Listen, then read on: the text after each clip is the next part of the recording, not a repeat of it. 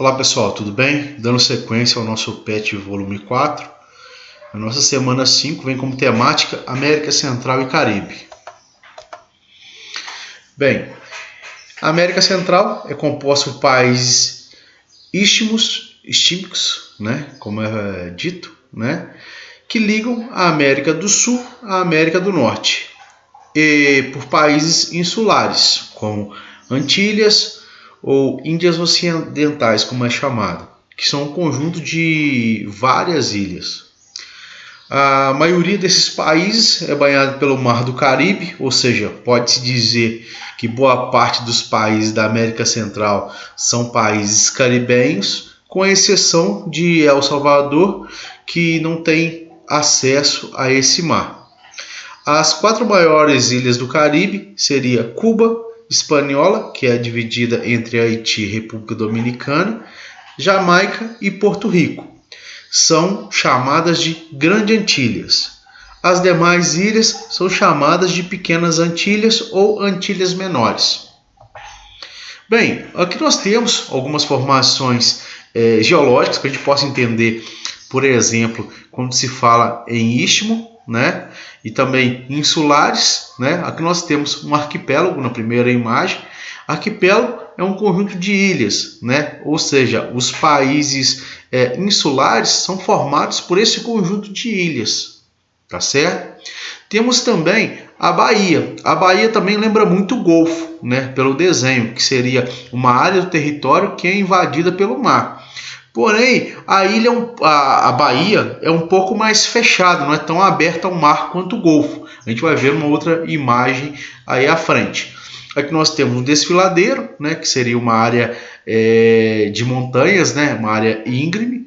Um vulcão, que nós já conhecemos, Temos também um estreito, Esse estreito seria um caminho, por onde o oceano, o rio passa, o mar passa, o encontro dos dois oceanos, do Oceano Atlântico com o Índico, e passa entre os continentes, a exemplo, Nós temos a península seria uma parte continental que vai em direção ao mar, Aqui nós temos uma foz em delta, onde seria o escoamento do rio em direção ao mar, e o istmo, aquela pequena faixa estreita que liga um continente ao outro, tá certo?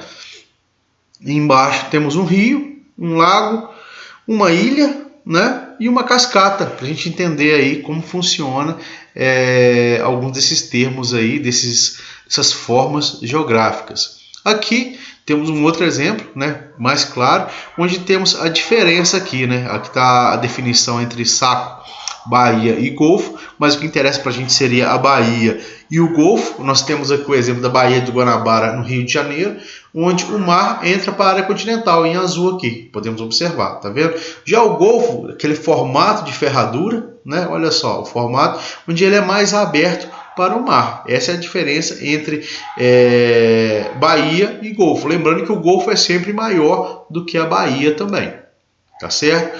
Aqui nós temos os países istmicos, ou seja, aqueles países que compõem aquela faixa territorial que liga a América do Norte à América do Sul, onde nós temos Belize, Guatemala, Honduras, El Salvador, Nicarágua, Costa Rica e Panamá.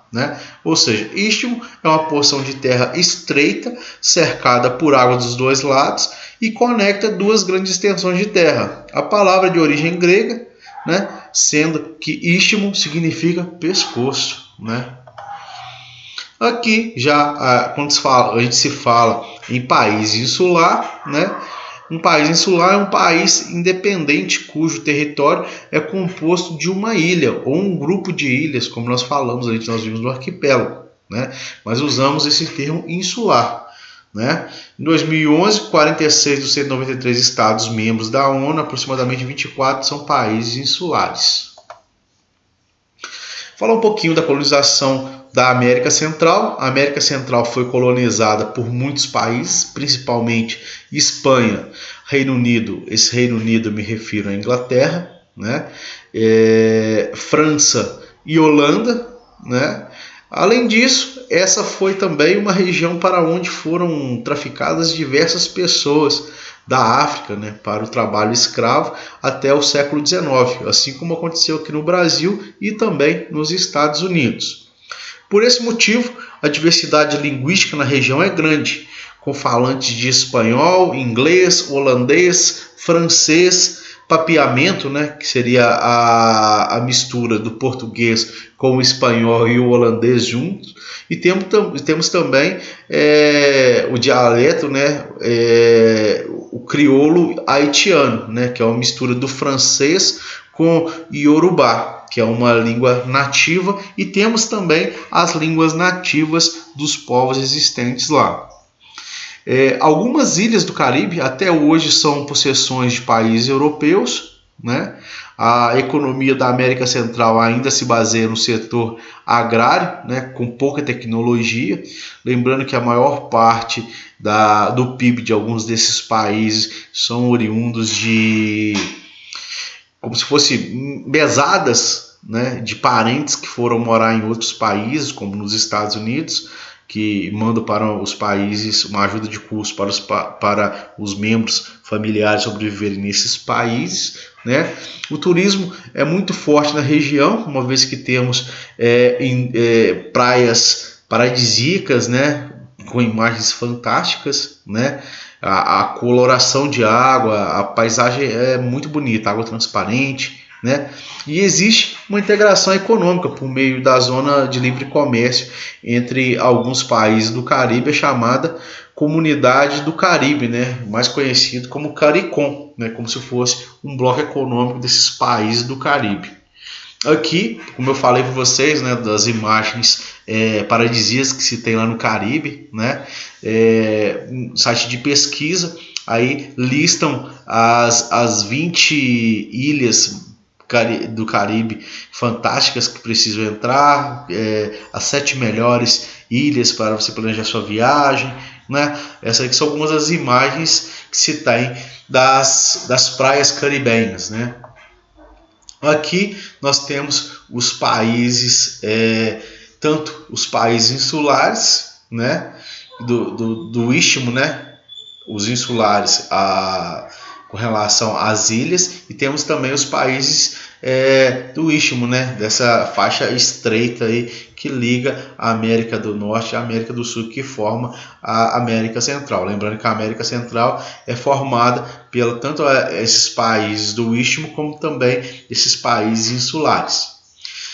A população da América Central, né, os países independentes situados na porção continental, como a Guatemala e a Nicarágua, passaram por uma colonização majoritariamente espanhola, o que definiu características em comum predominantes para a população a partir da cultura hispano-africana, né, a mistura da Espanha com os americanos, né, com a religião católica, né, a língua espanhola, embora haja também línguas indígenas muito populares, né, como o Mayozoc e Mosquito Matagalpa, né? Esse seria uma das principais línguas indígenas do local. O processo de colonização contribuiu também para a grande miscigenação ocorrida nesses países, né? Numa generalização da composição étnica. Compreende-se que habitam a região descendentes dos povos ameríndios, né? Esses ameríndios aí seriam astecas, maias, os chibichas, entre outros, né? Temos também os mestiços, né? Esses mestiços é fruto da miscigenação de índios com brancos. E temos também brancos de origem hispânica, assim como negros também que vieram da África, né? Daí surgiu uma grande miscigenação a partir desses povos aí. A parte insular, por sua vez, divide-se em Grandes Antilhas e Pequenas Antilhas e foi colonizada por franceses, ingleses, espanhóis e holandeses, né? As Grandes Antilhas são as maiores ilhas do Caribe, fazem parte dos países Cuba, República Dominicana, Jamaica e Haiti. Já as Pequenas Antilhas são diversas ilhas menores no Mar do Caribe, que constituem pequenos países e territórios ultramarinos, como, por exemplo, Barbados, Granada, Trinidade e Tobago, entre outros, sendo outros territórios dependentes de outros países. Em função da corrida colonialista ocorrida na região, ocorre uma grande diversidade de traços culturais e humanos. Nessa região, a presença da população negra é mais marcante, devido ao passado de intensa utilização de mão de obra escrava nesse país. Completam a composição da população, de modo geral, mestiços, que são a maioria, né, brancos de origens variadas, né, desses vários países colonizadores, e os indígenas, né, em baixo número aí. Os idiomas nesses países são diversificados conforme ocorreu a colonização. Fala-se principalmente o espanhol, o francês, o inglês, o holandês. Temos também o crioulo haitiano e outras línguas locais, né?